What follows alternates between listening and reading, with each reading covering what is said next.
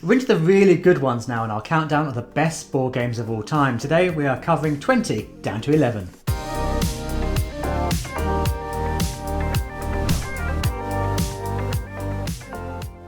Hi, I'm Libby, this is Julian, we are BoxedMeeples, and today we are covering our 20 to 11 favourite board games of all time. As per usual, these are our thoughts. They vary between us. I'm sure they vary to you as well. We're very interested to hear your thoughts, but these are ours. So let's kick it off with our 20th favourite board game ever. Now, my 20th favourite game, it was number 14 last year. It's a game we don't play often enough. Partly like all of them. like so many of these. Partly because it's so massive on the table. Oh, it's Dinosaur World. Now, we never played Dinosaur Island. We went straight in for Dinosaur World. And you backed it on Kickstarter, went all in. You got everything Dinosaur World you could do. I even got the Raw and Right, which I absolutely love as well, which hasn't quite made these lists, but... I think that's your favourite roll and write? Yes, probably. It's definitely up there in my top few for sure. But the big board game is really great. It's really fantastic. It's I would say it's kind of got a very accessible nature to it. It's not very complicated. It's just imposing because it is so big. There's so many tiles, particularly when you get the Kickstarter expansions and the exclusive cards. Our box is brimming, but thankfully you got a folder space insert, so it kind of kept it all in control. And that does make it a lot easier actually to get to the table. So I think we haven't brought it to the table that much since I got that, but I did notice last time it was so much quicker. Yeah. And you've got the little bins with all the cute dinos in, which is just... Yeah, the Dinosaur Meeples are a treat. Yeah. I'd love to play this with a bigger player count. We've only really played it with 2. I think we might have played it with 4 once. But it just takes up so much space. And that's strange that is an obstacle to being able to play it more. But that's kind of the reality of it. But when we do play it, I really, really enjoy it. I love the idea of, moving, the risk and reward system of it. You're building a dinosaur park, so someone's going to get eaten, but how much are people going to get eaten? And as long as you're not the worst, you're kind of okay. As long as you kill less people than others, you're going to do fine and have an attractive, popular dinosaur theme park. But you really do have to work on your security in that game as well. You've got some great security guards. You've got to just control those dinosaurs. Don't let them run riot. It always ends badly. I think there's some films that show how badly that ends. But yeah, Dinosaur World is a joy to play, and I wish we could play it more.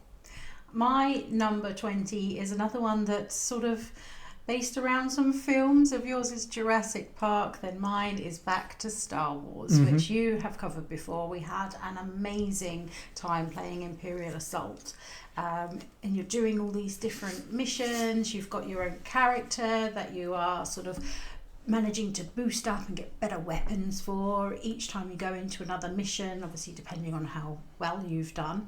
My Wookiee was immense. He went in there guns blazing to every battle, took the hits, dealt them out. He dealt with business. He reminds me, I used to think, obviously I didn't have the big Star Wars palette I have now with many of these series. He reminds me more of the Wookiee you get in the Book of Boba Fett. That really rough, just going to batter things.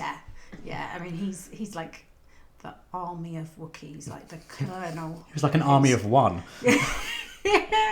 And you were there like supposedly sniping away, missing everything, but the Wookiee, he went in there and he dealt those blows. And I think it's games like that leave memories, that have tales that you remember, character aspects, that is reasons why it sort of stays with me. It's an experience we did several, 2.5 maybe years ago now, and we haven't played it since. We played all through on sort of a weekly basis. You spoke before on a previous list when you had it that we played many of them over Zoom because it was during lockdown.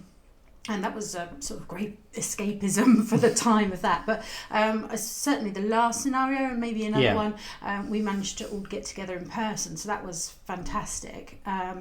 But it's just those tales of the gameplay, the story, boosting up. Oh, right, are we gonna go off and do this mission to do with the Jedi? And our friend who was playing the Jedi, first card she gets that says, do you want to go to the dark side?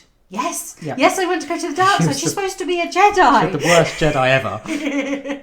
and it's stories like that we now remember her for always sort of going to the dark side. So come into the darkness as quickly as possible. Yeah, one of those sort of repeating jokes with your friends that you game with that leaves those memories, that makes this game such an excellent experience that I'm going to remember forever. And I think it's been long enough that I would consider thinking about playing again in the not too distant future. I'd like that. I'd like that experience again. I mean, I'd want my Wookiee again, but in another way I kind of would want to play with a different character, so that I feel like I'm getting something different out of the game, and potentially with a different gaming group, so it feels new and fresh.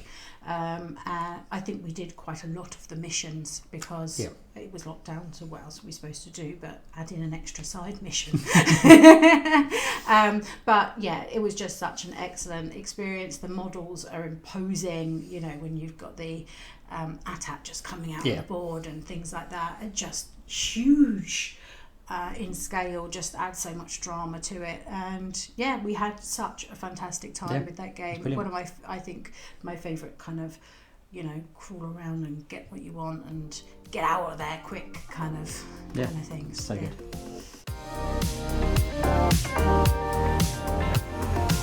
So my number 19 is telling that they're sort of together, and I don't know, part of me feels like I should have switched them around and part of me doesn't. This is Gloomhaven. We've done the Jaws of the Lion campaign. Frosthaven's actually arriving today, turns out. So I'm sure in future years maybe that one will be on here instead of Jaws of the Lion. But we've had a fab experience again, gaming and doing that sort of dungeon crawling, getting upgrades for my character. She's the demolitionist and she just loves a fire. She absolutely loves a fire, especially if it's next to a wall or an obstacle. She loves loves an obstacle. She's dealt some blows as well. We had a very efficient team, and it helped that we were playing with people who I think played all of Gloomhaven, or at least they're on the second or third run through. So knew the game incredibly well. So we didn't have to have any rule worries. Not that Gloomhaven's particularly difficult to play. It's got a very kind of intuitive system, and but we'd already started our own campaign, and then this is we've done. So this is our second campaign through that we've done. You've managed to be Hatchet. I always hog the Hatchet. You do, and I think you're better at Hatchet than you are at sniping in Star Wars Mirror Assault. Is all I'm going to say, but that's probably to do with the axes and hammers and stuff that you're chucking about the place. Rather than, well, the hammer only maybe it's card play, maybe it's skill, and you read the stories with the city accents. The Quattrels all have got a bit of a French tone to them, and so the sort of ratty kind of creatures are all creepy voiced, weird. Really I like to get in the story into the swing of it. And there is some favourite missions in there that we've done, and I think that I have to say for Jaws of the Lion, if you're looking to get into that kind of dungeon crawling type of game, the way that it introduces you to how to play the game and gets you from sort of mission 1 through to, you're not that many in, sort of 4 or 5 till you're doing Gloomhaven proper. You've got everything and then. You've got everything down. Rodney's Watch It played through it, excellent. And so if for an intro into that game, absolutely wondrous. It's higher mileage, much higher. In fact, you won't see it on this video. That's how high it is. Gosh, it's very high.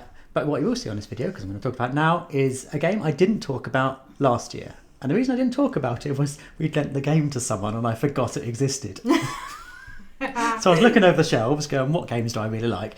Dune Imperium wasn't there, so I didn't have it on my list. Oh, I forgot that you did that. It's so crazy. Dune Imperium it's a really good mix of worker placement and tile deck building mechanics. that marry really well with the theme of the film. It's certainly more enjoyable if you have watched the recent film and its sequels are coming out. But I wouldn't say that you don't enjoy it without that, because in fact we played it before we saw the film. Yes, we did. But I love how you then have the combat going on in the middle. It's a quick combat. It's not the focus of the game, but it's another element that exists that you need to keep your mind on. And it works okay with two. It's got the kind of third player, kind of automated player, which is fine. It's kind of elegantly done. When you remember it. Yeah, when you remember to do something with it. But much better with kind of 4. That's when it's at its peak. Really enjoy it. There's another game that's often compared to that I enjoy way more. It's going to be high on my list. You probably know what it is. But in terms of games, I'm never going to say no to a game of Dune Imperium. No. So that's why it's my number 19. Okay, I'm going to stay quiet about that one until a little bit later.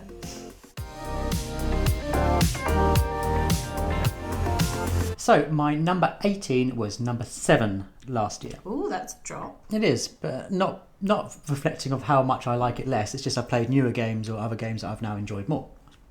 So by process of just being knocked down, really. Okay.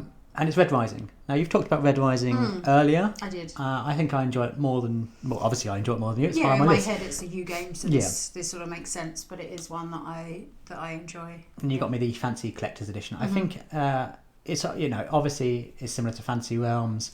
I much prefer this, and I find that people who are critical of Red Rising don't know the scope of what the characters can do and what the different colours can do.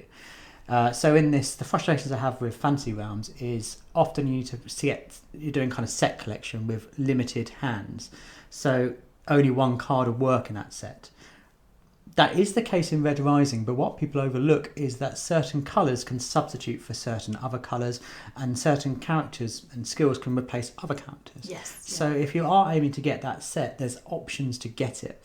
And I really love the idea of having to manage your hand relatively quickly, because it does scale really quickly. You race through the game quite quickly, and the power lies in the player's hands, which is what I really like about this. So by that I mean you can just whisk through the game, get a great set, and then just every turn you're just advancing to end the game. And then when you realise your opponent's doing that, it's like, okay, I now have a time limit. How quickly can I get a comparable, a decent hand that's going to get me some points? And I do like how, yes, you do have to push it and work out, am I going to go for this set of golds, for example? Or am I going to, pursue getting points from going up on the tracks? And I do find it works really well for that. Yeah. I mean, sometimes the points you can get for like Fleet Track, for example, amazing. Yeah. There's very few Stonemaier games that I don't love. Yeah, I think we said at some point on these lists that we're probably going to end up seeing I most think of them. I think we covered most of them on here, but yeah. Not all of them, but a fair few are on the lists between us, and I think another one might make your list next year with a couple more players. Yes, so. There'll be a few. There's a few still to come. Don't worry. My number 18 is Villainous. Absolutely love it. We've played so much of it. We've got lots of different characters and things, and it's just we often play it just two. Yeah. And I think that's my preferred way I think it's of playing it. I think it's better too. I love the variety in the characters, and they just all seem so well balanced. So this is Disney Villainous. This is all Villainous. I will say that currently we need to play the Marvel one more, but it is the one that I like the least. Yes.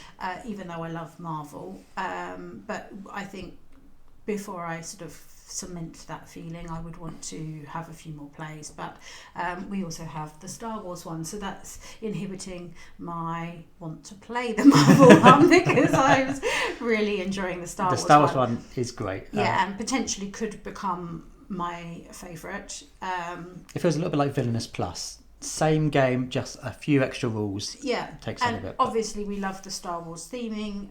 It's not the only Star Wars game on our list. I've already mentioned one. There's more to come, and there's ones in other lists as well.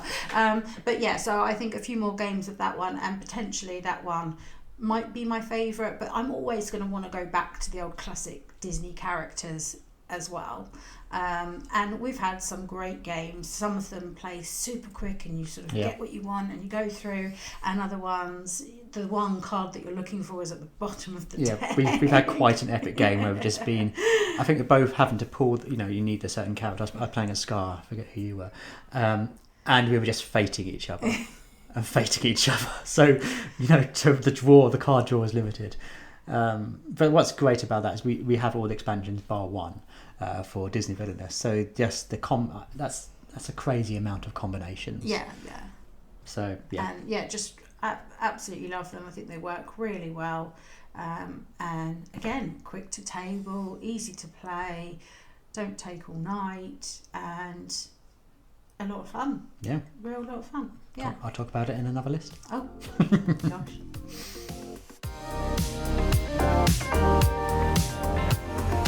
My number 17, I don't think is going to be on your lists. I think you've only played it once, maybe. But I do know that you like other games of similar ilk to it. It's Blood Rage. Okay. So we've recently got into Rising Sun, which you absolutely adored. Yeah, we both talked about that in an early list. Yeah, and we've played Ankh and enjoyed that one too. I think currently haven't played enough of that. But at the moment it's sort of my number 3 of these 3 games. And currently Blood Rage is at 1 because I've played it more. Okay. But I could see that potentially Rising Sun is going to sort of I really loved Rising Sun when we played plays. But what I really like in Blood Rage, the Viking theme. Anyone who's watched the channel much knows that I love a Viking theme. But I really like the card draft at the beginning, where you're sort of trying to work out how you can sort of maximise your card abilities, what you're going to be able to play at different moments of the game, what your kind of missions per se are. Are you going to be dominant in a certain area, or are you just going to get someone's weapon that's going to add 3 to a battle, or all these different options that you can sort of do. I know the time that you played, you did the Loki strategy. I didn't realise it was a recognised strategy. You were just killing everyone and hoping for the best. Yeah. But yeah, there's so much to love about that game. There's so much going on in it. I'm kind of surprised Chaos in the Old World wasn't in this position for you. Yes, I did really enjoy my play of that, and I do have some friends that sort of say, oh yeah, I like Blood Rage, but if I had the choice of the 2, I prefer Chaos in the Old World. I have only played that one once. Okay. I did really enjoy it, and I can see where they say about the similarities and things like that, but I just felt like I haven't played that quite enough to be able to... No, you do really like Blood Rage. So. Yeah, so... but yeah, I really enjoy that. Yes, you've got area control and you've got all that kind of fighting and bits going on the troops on a map kind of situation. Yeah. But there's more to it. You've got that drafting and your hand management situation and things as well. And Vikings. Yeah. What's not to love? Well, my 17... 2 years ago was number 6. Ooh. Then it was number 11. Now obviously it's 17. Okay, slow slide. Not dropping. Right, it's still my 17th favourite game ever. So it's praise indeed. Wingspan. Oh. I think I liked it so much sort of 2 years ago because that was for me one of the more entry games into the wider hobby. Having played a lot of party games, we've talked about this lots on the channel. I found Wingspan quite accessible, and I've got many. I think you've talked about in the past when you talked about Boss Monster. I've got so many happy memories playing it with you. Mm-hmm. And because when we sort of got together, I'd done a lot more board gaming than you. Obviously, in our initial messages, I was unaware of that. But yeah, I sort of had started gaming quite a few years previously, and you came in at sort of party games and stuff, and we sort of started playing together and increased our knowledge of the board gaming. In fact, as a whole. The first time I ever played Wingspan was when I first met one of your closest friends, and I was so exceptionally nervous that I wanted to make a good impression. I totally misread the card, and I now know there's actually a card. So the individual missions you have, was, as I read it, you get more points for having lots of birds in your hand, which is a mission. It is. But it wasn't. It was birds played. I was just, throughout the whole game, hoarding these bird cards. I must have had a hand of 20 cards. And you're just looking at me like I didn't quite understand the rules. We're all kind of like, are you not gonna play any I birds? thought I was doing really well and I was going to impress the table. I wasn't. But then obviously there's a story we've got of how you won 19 games before I'd actually won one. The closest I got was a draw, and then we checked on the rules, and the tiebreaker was amount of eggs placed or something, and you still won.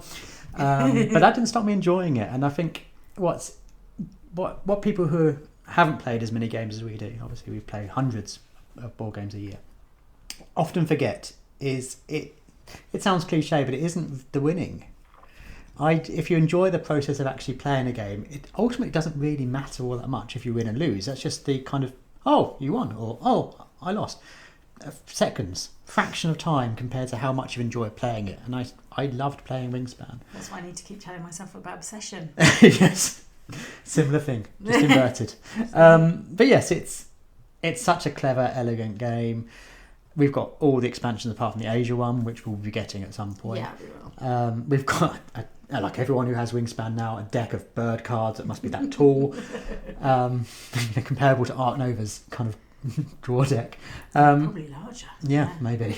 And I just enjoy it. It's a comfort game more than anything. Yeah, definitely a comfort game for sure. My number 16 is a game that you've mentioned on this list already. Okay. It is Dinosaur World. So quite close in how much we like that one. Definitely shows that we need to get it out to the table more often, as you say.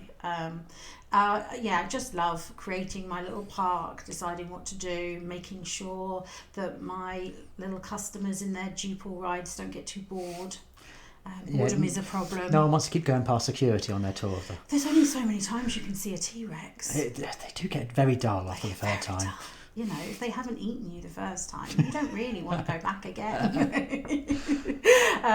But, you know, as you mentioned earlier, it's a great sprawl on the table, but it's beautiful. The meeples are lovely. We have all the extra hybrid pack bits. Got the water dinosaurs. And that add a lot of variety. So trying to get algae out of your tanks and all these kind of bits and bobs as well, and just making your park the nicest it can be. And I do love how you're moving your starting point partway through the game to later on, so that whole sort of boredom of your customers jaunting about is sort of eased off slightly, because they can take a new little route to get more points, more dinos, more excitement, and it's just a great game that does feel like you're building out a dinosaur park. It does what it says on the tin. I used to really like a old video game called Theme Park, where you build a theme park, and that it kind of reminds me of that, which I just really like. It's a great game. Great game, yeah. But you've said most of the bits. Then, Well, my 16th favourite game, 16 last year as well. Oh, stay the same. Yep, Dwellings of Eldervale. Now this was a big box that you got. You've got the Kickstarter edition, I think it is. Yeah, I wanted to have noisy monsters. Yep. Who doesn't want a noisy monster? I do like slamming it on the table and having the noise. And it's essentially a worker placement kind of game, where I do like the idea of where your workers become dwellings, and that ultimately is the goal. But on top of that, you've got to then upgrade your workers to wizards and to things like that. And ideally, taking control of the beasts that are on the board, that's when it gets really fun. I like it when you get to do that. And you get to the chain benefits, and you get to move them around and involve them in combat. That's when it gets really great. I wish I played this more, because we've played it several times. We have played it quite a lot, but we haven't really delved into the extra stuff that you got with your Kickstarter edition. Yeah, there's the co-op expansions mode and the there's I'm sure there's extra miniatures buried deep in that massive box that we haven't had chance to either take on or fight against. But it's a clever worker placement game that has other things going on at the same time, and you know that almost like a 4X, I suppose, where the board's expanding as you play, and you know there's some great stuff coming up. You don't know when it's going to come out, and I enjoy all of those things. So it has lots of elements I love from other kind of games, all melded into one glorious whole. So yeah, it's a good one. Yeah, I absolutely love that game. I will talk more about it at some point. Oh, maybe not today. Enigmatic.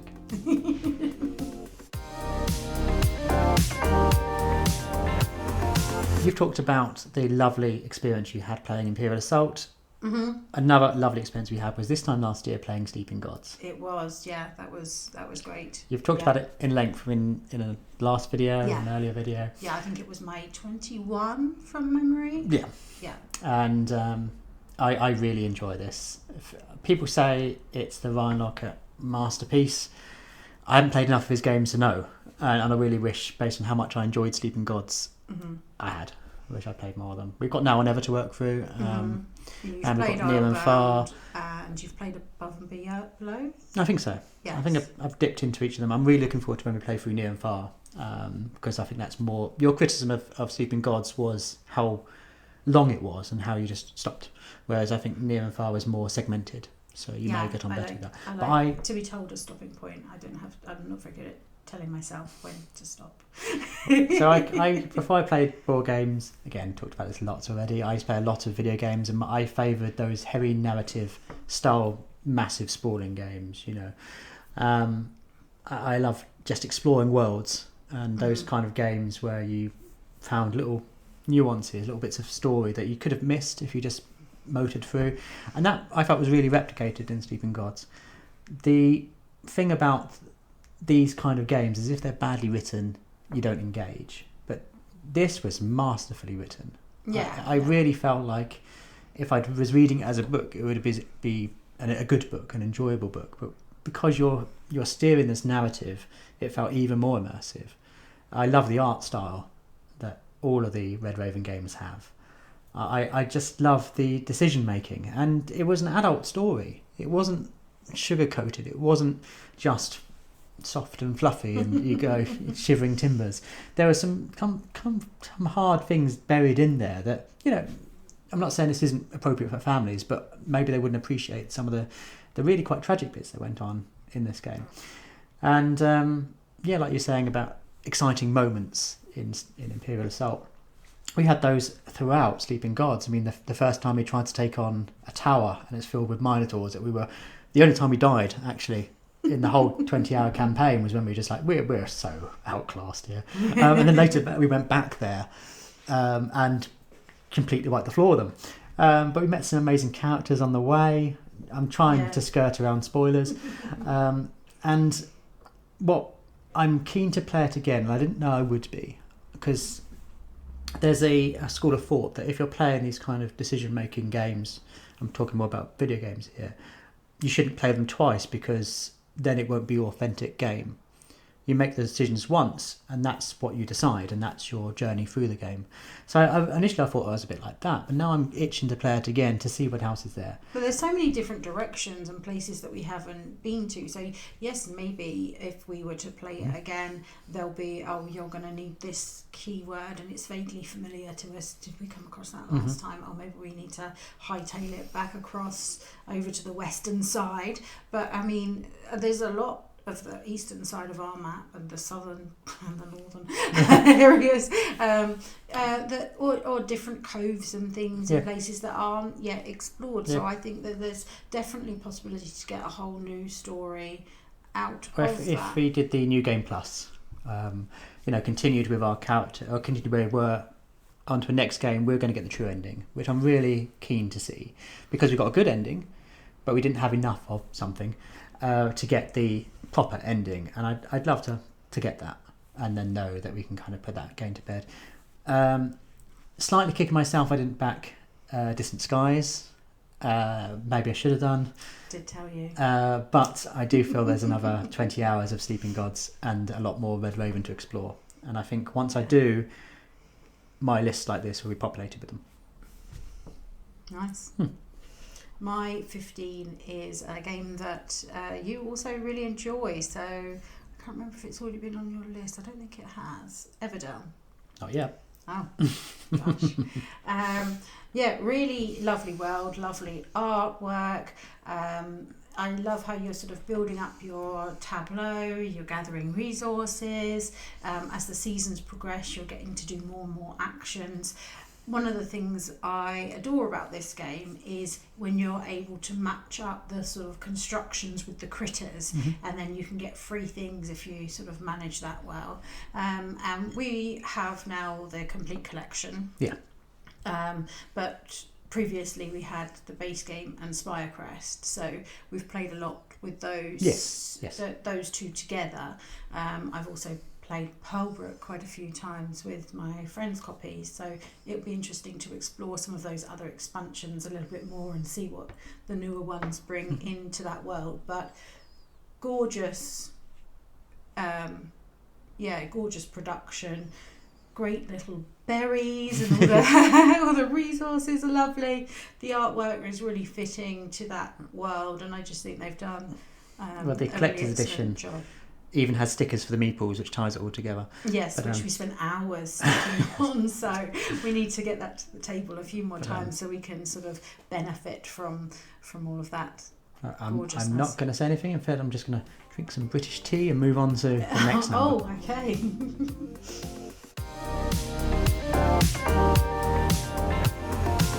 My number 14 is a game that I think is going to be higher on your list. It's a game that I brought you for a Christmas present, I think, a while back, and it is Eclipse: Second Dawn to the Galaxy. It was. Surprise Christmas gift. Yeah. Good choice. Yeah, thanks. I was hoping you'd like it. Turns out you do. I really do. Phew. I really like this game. We played it again recently, which was great. We had an epic game. Yeah, it was a 4-player. It lasted 4 hours. There was some expansions that were thrown in for the first time, so I think there was some rule checking and bits and bobs to do with wormholes and whatever. Yes. But yeah, I love this game. You can choose what areas you expand into as to whether you have the first section, second section, third section, whether you're going to connect yourself to a potential friend or possible foe, as to whether they can sort of get towards you. There's lots of different factions, so it's not a highly asymmetric game. It's not trying to be, but it does give you variety in what you're trying to achieve in that game. So the last one that I played, I was friends with all of the ancients. So in some way, a little bit of a hindrance, because you don't want to go and beat them up and take the stuff from underneath them, which was often good weapons to upgrade your ship and things like that other people were able to take advantage of. I was hoping that they would all stay alive to the end of the game so I could get points from them. Didn't. I think that would have been fair in a smaller player count. Yeah, everyone was obviously after them. But that was interesting because it changed my play differently, completely from when I've played different factions before. That I think the game prior to that I might have been the planter. Yes, you're the planty. And then that was sort of much less aggressive, and previously to that someone who was very aggressive. So each game you're changing your style of play and what's going to work for you to maximise points, but every game you are trying to upgrade your ship in the best possible way with limited slots. You've just kind of got to make sure you've still got some guns, you've still got some engines, you still drive, and can you fit a shield in there somehow. And there is an irritating moment sometimes when you sort of get into a battle and you're like, oh right, their ships are faster than mine, I haven't even had a chance to even have a go at them. But more for me for not upgrading my ship and making it faster, or getting those missiles, not putting shields up, or not doing something else with it that would have avoided that situation. So you live and learn every play. I think part of that problem comes from we play Rebellion more than Eclipse, and in that you're always able to retaliate. You do have to retaliate and you remove the debris once the combat round's finished, whereas in this if you get blown out the water, you're blown out of space. That's it. You're done. They took you by surprise and out of there. But a really great game if you're loving that spacey theme and sort of exploring different. Yeah, it feels explorational. It does, and it does everything I would want from that kind of game, to the point where I don't even want to try Twilight Imperium now. So I'm very much camp Eclipse. My 14 is a new entry. Oh. And way back when, sort of 3 videos ago, you talked about Boss Monster. And I said, yes, that was like my number 50. Yeah, I said I preferred the kind of spiritual sequel to that, and that's Overboss.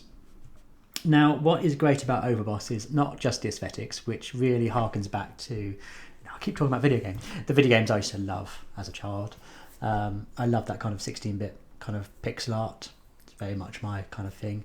And I just love that world that's kind of built in Boss Monster, but different in Overboss. And I backed it on Kickstarter. Really pleased I did. I think it may well be my favourite Kickstarter, although it was my first one I backed, because what was nice in that one was it exploded, and it did really, really well, to the point where we got extra stuff that would have been, they said at the time, that was going to be part of an expansion content. And it's all just folded into the base game. And the reason I enjoy it so much, and the reason I've played it so much over the last year, is that it's my favourite solo player game. I really love Overboss, to the point where when you're away with work and I'm here on my own, I now very rarely sit down and play a video game, but I'll sit down and I've started really enjoying kind of solo games. And in that game, yes, it does work really well as a dual game with the individual player abilities, and especially when you play the more aggressive options that you have. But solo, you still have the same core game. It doesn't really differ, and you don't really miss anything from playing it solo, to the point where you can compare scores with, 2-player versions and have a solo game and you have similar scores. It is essentially the same game. That being said, I do love the missions they give you in the box. It almost feels like an afterthought that was thrown in there, but it's so great because they're scaled so beautifully that you always seem to be struggling with each level, despite the fact you're obviously getting better at the game.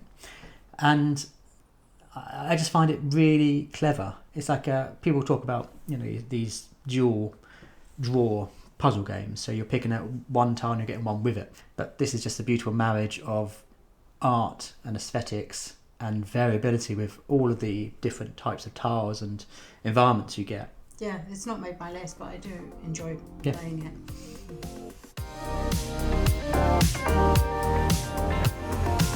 I think it's best I address this now to get the anger out. Gosh. It was 13 once upon a time. Then it went to 10, partly because I was scared of you getting really cross at me, and now it's back to 13. Okay. Yedo. Its natural home, it seems. I do love Yedo. I know you really love Yedo. I do. There's no reason to be critical of it because it's my 13th most favourite game ever. There's just so many great bits in Yedo, and if you don't like worker placement games, it's not going to be your cup of tea. But I love the race you get in Yedo. Often in worker placement games, when someone goes to a spot you like, it's annoying.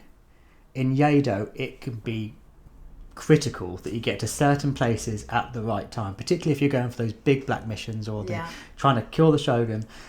Everything has to be just right, and it has that feeling of tension throughout the whole time you're playing, where you're just willing your opponent not to do something. And you don't really get that replicated in the same way in many other games. There's this constant just pressure of, I have to go there. When someone goes and gets a blessing, and that's when it happens. Yeah.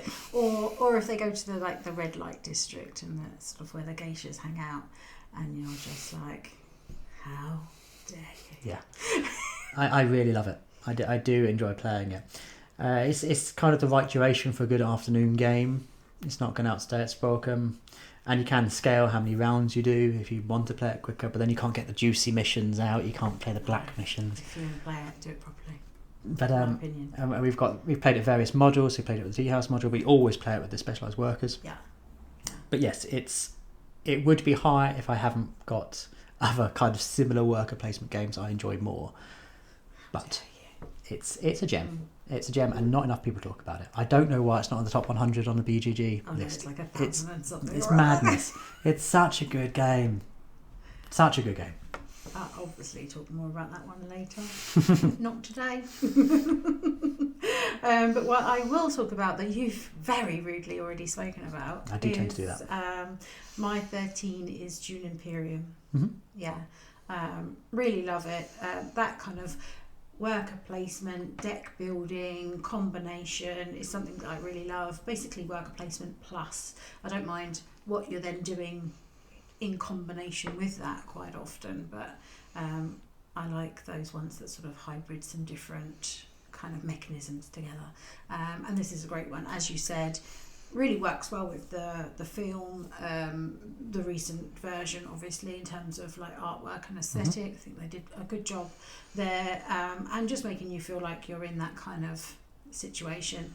I love the kind of different placement options that you have can be quite tight. Yeah. And I mean, that race to 10 points is a nail biter. All of a sudden you're kind of crawling along. It's a slow start and great, big leaps. Yeah, and then you're kind of like, oh, we're almost at the end. I'm going to have like one more turn. It's who can sort of maximise their next turn is going to end up getting it. And I know there's some recent expansions that have come through. We've had the Dreadnoughts for a long time, and unfortunately I've still not got them to the table. So they're sort of top of the list of us prioritising playing some of our favourite games. So they will come out soon, and I know that there's another expansion which I'd like to see what that does and what that might add to the game. But it's one that we both really enjoy, and I think you've said most of that. Yeah. Yeah. Every time we mention, oh, we want to play that game, and we start talking about it, that's this time. That's Dune Imperium. Yeah. Or Dunk Imperium, as it looks like on the box. Yeah, it does not.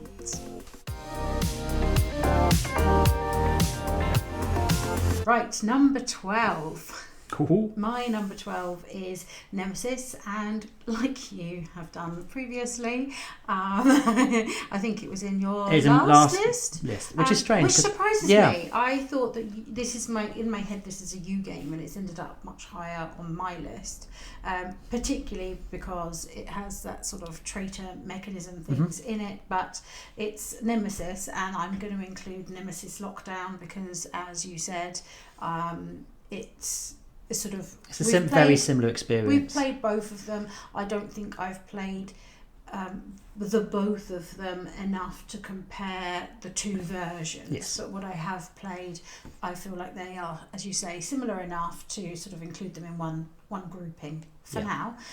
Potentially next year I might feel differently about that. But I would be very interested to hear your comparisons if you have played both and what you think about that. So do think about commenting. That would be a nice read.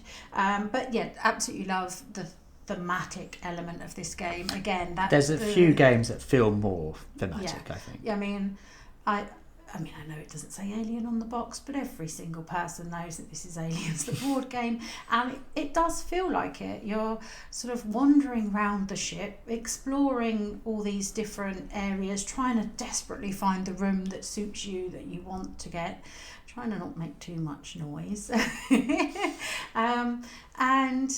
and get out of there. And I've played this since you last spoke about yours, actually. I played it sort of last weekend. We were teaching someone else sort of how to play and things. And it was a game of 5 of us, and 3 of us managed to get out alive. That's incredible achievement, really. It's literally never happened before. I mean, it's because usually you're playing with me, and I'm far too gung-ho in that. Yeah, and I chose a mission which was about managing to research 2 different things about the aliens that would be their weaknesses, and we managed to do that. And I managed to escape on one of the pods, which normally I can barely get in, could barely even find the entrance, or someone's turned them off or something. I mean, someone did try to turn them off this game, but his plan was foiled. What a scoundrel. Who would do such a thing? Yes.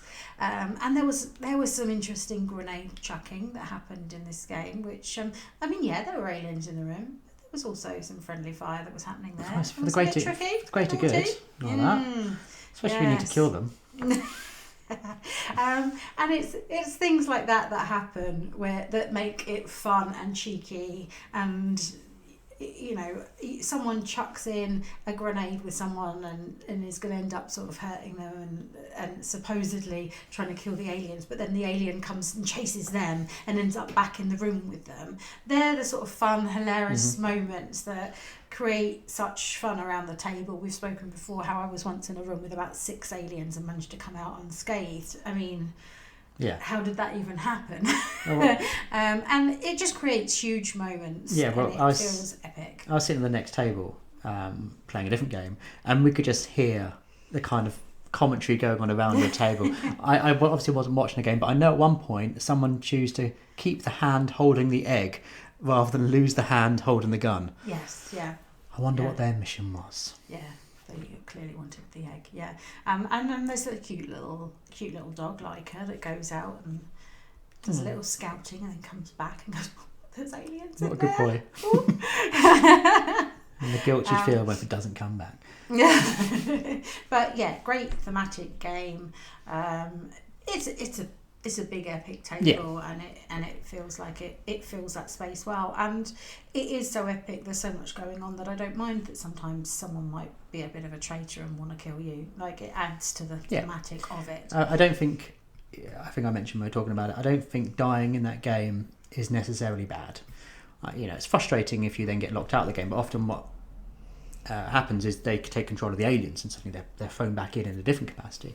But even if you die on the way out, as I said before, if you've enjoyed the experience, oh well, that's part of the tapestry of the game. Yeah, I even feel like, because sometimes you can escape or end up back in the sort of central room where you're going into cryosphere, whatever you're doing, and you kind of have got out without actually dying on the ship, sort of thing, and then you're checking to see if you're infected. And I don't mind if I end up coming out infected. I feel like that adds to the thematic of it. Yes, I want to come out alive, but if you don't, it doesn't take away from the enjoyment. If I've got something hiding in my belly about to, that's fine. That's fine. Just what happens when you go to space. Just makes it funny at the end, I think. Yeah. Well, speaking of going to space. Are you going to space too? I am. I'm going to space on a little building I've placed onto a board, Tapestry. So Tapestry was numbered 9 last year, and I just had played it, I think, when I had done the list, and said, I can see it's going higher. It has dropped slightly, but I think only because I've played amazing games since. Really love Tapestry. It's my I know it's not a 4X game. I've played now other games, and I think I have called it a 4X game in the past. I played other games, Civilization style games, that make me realise this is more just a track race, and it's a very abstracted version of that. But I don't think that's to its detriment, because I really enjoy the mechanics of it all. I love how the rules are kind of explained in 4 pages, with some ambiguity perhaps, and I love that it just embraces different people who haven't played these style of games before and just allows you to do your own thing.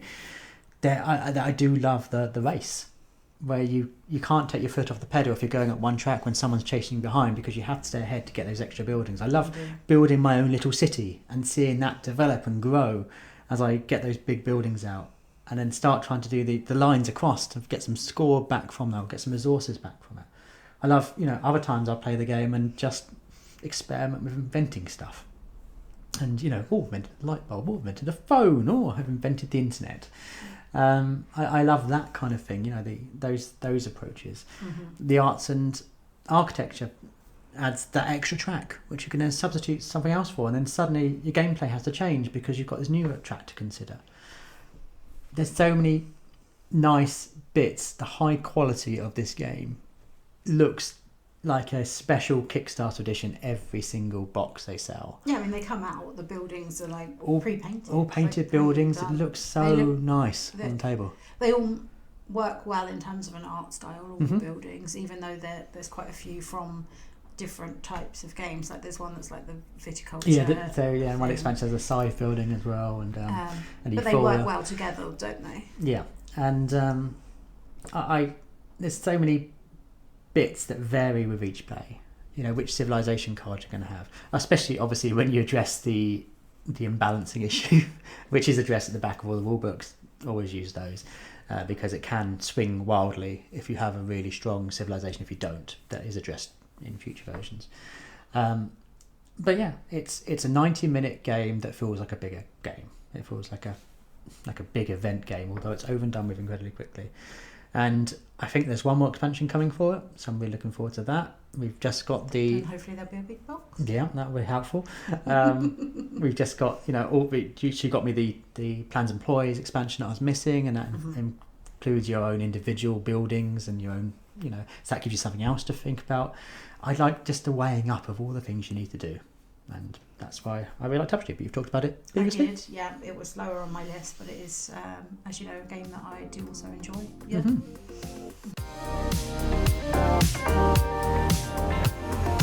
We are now at the top of this particular list at our number 11. And if your number 13 was slightly irksome to me, then perhaps you might think the same with my number 11. Okay, there's a few options in my head of what it's going to be. Now, this is a game that we sort of started playing, I would have said, sort of last summer.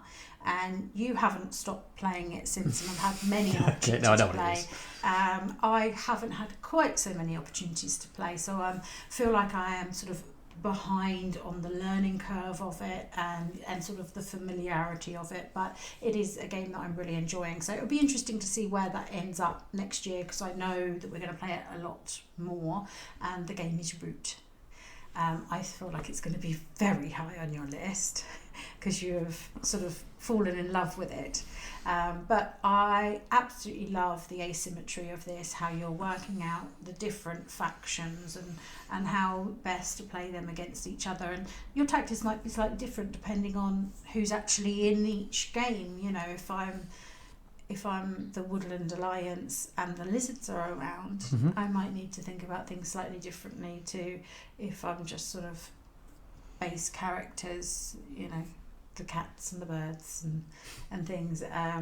And we have said before that, and I think it's well known that it's not the best two-player, but now since there's been extra content and things, I think that will open up. Yeah, the Hirelings does fix that a lot. To be able to play more often. And I'm sort of, I think I'm sort of familiar with all of the base characters, and sort of I've played once or twice as a couple of the other sort of further on characters. Yeah, it's the more bizarre ones. Yeah, I've played the moles before. I think I've played the lizards once or twice. But I'm still sort of getting familiar with all of those and how they work, whereas you've sort of got probably now 90 plus games of it. I think so. Behind you. Yeah. It's really good on the app as well, and that's a great way of learning the factions. Yeah. So I am on the back foot on this one slightly, but I am absolutely loving exploring it, the asymmetry of it. Again, it's another one where we've got all stickers and everything for we have a fully upgraded version of Root. We've got 3D buildings for different things, so it's quite nice to play that sort of slightly more luxe version, especially the buildings and things. I think add quite a bit, but yeah, absolutely loving the woodland warfare and how best to manage that. Do you craft? Are you needing to? I mean, the birds with not sort of going to avoid turmoil. Yeah, and you kind of again, it's almost always going to happen once, but it's just how bad is it? How many blues have you put in as to how much points you're going to lose at that point, and how do you claw that back, and that puzzle of where you're going to move them to and from in order to meet the decrees that you're doing, or with the Woodland Alliance, how you're going to get enough sympathy to get your cards coming to manage your workers and your officers and things. Just such great puzzles for each faction and how they work together. I'm sure you will have a lot more to say about that coming up maybe the next video. Yeah, he's going to be in the next video towards the end of the next video. Surprise, surprise. Yeah, I can't start talking about it now because I'll talk about it for the next 20 minutes. I'm talking about, you know, furry animals in a woodland. In fact, I will talk about furry animals in a woodland now because what a segue. Nice. Beautiful segue there. Because, yes, my 11th most favourite game is Everdell. This was number 3 2 years ago, now number 4, now number 11. Okay, be interesting to see what's knocked it down. Interesting. But as you said, we have got the complete collection now. To be fair, I think probably what hasn't helped Everdell in terms of a drop is because we sold on what we did have whilst waiting for the Kickstarter to deliver for the complete collections. We haven't really had that much chance to play it in the last year. It was sort of earlier part of the year.